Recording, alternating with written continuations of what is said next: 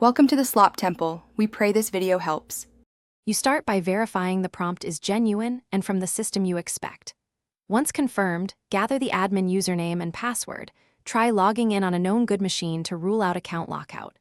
Make sure the device is connected to the network and to the domain controller if applicable, because authentication often fails when offline. Also inspect for typos, keyboard layout mismatches, and caps lock. These simple checks save time and prevent unneeded resets. Now attempt authentication deliberately.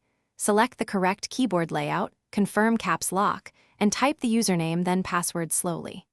If the system reports network or domain errors, switch to a local admin account or boot into recovery to enable the built-in administrator. Once in, use the appropriate management tools, local users, Active Directory users and computers, or net user commands to reset or unlock the account. These recovery paths restore access without guessing passwords.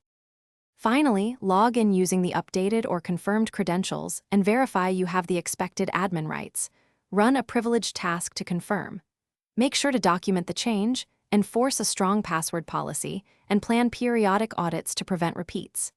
If you still can't sign in, inspect security and system event logs for authentication errors, and verify domain replication and time sync.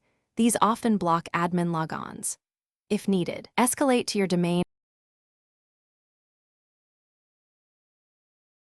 Thanks for watching. Consider subscribing if we helped you.